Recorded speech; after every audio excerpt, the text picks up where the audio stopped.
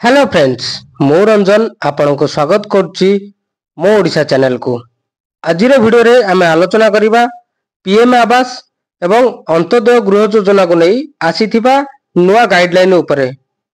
देखंतु नुआ गाइडलाइन कौन रही, वर्क ऑर्डर केबे मिलिबो, समय सीमा केते पर्यंत वृद्धि करा जायछि, ए सबु विषय रे आमे आलोचना करिबा।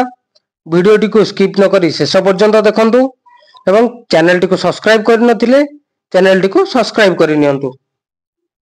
देखंतु आपण माने जानिथिबे पीएम आवास योजना बा प्रधानमंत्री आवास योजना रे सरकार समस्त योग्य हिताधिकारी को घर जोगाई देउछंती।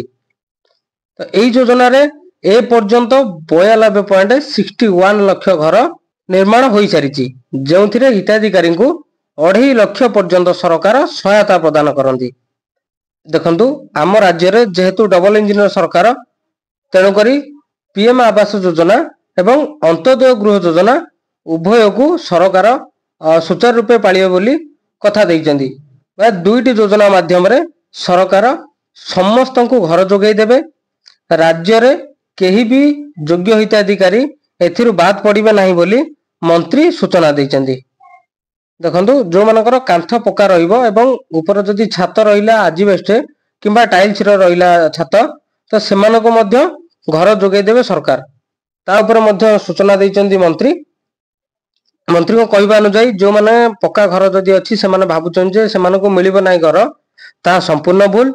सेमानको मध्य सरकार घर जोगाई देबे एवं सेही माननको एई योजना रे शामिल करै दिया जिवो। देखंतु जदि आपण ए पर्यंत समस्त सरकारी योजना रो वंचित, से बीपीएल हो, लेबर कार्ड हो एवं अंत्योदय योजना हो, जेकोसी सरकारी योजना रो वंचित हेले मध्य आपणको सरकार घर जोगाई देबे। एई योजना माध्यम रे सरकार आपणको घर जोगाई देबे। देखंतु 60,000 नुआ घर एपर्यंत दिया सरीची मंत्री को सूचना अनुसार एवं 3 वर्ष मध्य रे 2.5 लाख घर बांटिवा पई सरकार टार्गेट रखिचंदी। जदि आपण आवेदन करिचंदी तबे निश्चिंत रुहंतु, बहुत कम दिन आपणकर बाहर पड़िबो बेनिफिशियरी जो लिस्ट बाहरिबो, ताको माध्यम रे आपण जानि परिबे जे आपणकर आसीची कि नाही। जदि आपण संपूर्ण सठिक तथ्य देइथिबे तबे कोनोसी असुविधा नाही, कारण आपण जानिथिबे एबे बंद हेई सारिची पोर्टल, जा माध्यम रे आपण एबे आवेदन करि परिबे नाही। देखंतु मंत्री को सूचना अनुसार 60,000 घर एपर्यंत दिया सरीची एवं आसंता 3 वर्ष मध्य रे सरकार लक्ष्य रखिचंती 2.5 लाख नुआ घर बांटिवा पई।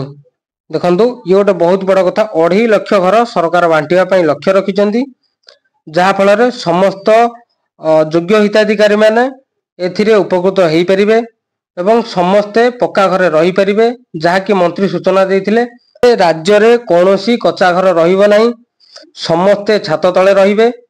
से जेते गरीब हुंतु किंबा जे कोनोसी योजना माध्यम रे हो, योग्य हिताधिकारी हुंतु जहा भी हुंतु, किंतु से माने पक्का घरे रहिबे बा छात तले रहिबे। ठीक अछि। देखंतु जदि हम वर्क ऑर्डर कथा कहबा, तो आपण माने जानिथिबे जे आवेदन प्रक्रिया शेष सरीची एवं सर्वे चालू अछि। सर्वे सरिवा परे वर्क ऑर्डर दिया जिवो, जाकि लिस्ट बाहरला परे आपनको वर्क ऑर्डर मिली जिवो। देखंतु जहा कि सूचना मिलुची जून मास मध्य रे आपनको वर्क ऑर्डर मिलिबार संभावना रहउची। तेणु करी जदि आपण आवेदन करिसंती ताले निश्चिंत रुहंतु, खूब शीघ्र आपण एई योजना माध्यम रे आपनको गृह पाइबे बा गृह पई पैसा पाइबे।